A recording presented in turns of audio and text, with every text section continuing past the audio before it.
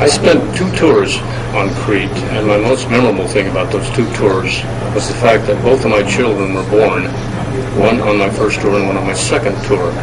Unfortunately, on the first tour, I was unaccompanied, so my wife stayed home and my child was born, and I didn't get a chance to be there, so I've always kind of regretted that.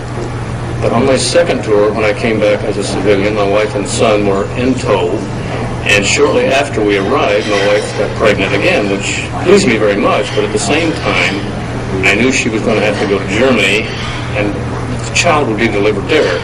So I, again, probably was going to miss the delivery. But as fate would have it, and my wife kind of came through for me a couple of days before she was scheduled to take off for Germany, her water broke, and we had to rush her to the dispensary. Now, this was good and bad because the dispensary doesn't have facilities to handle any sort of complications.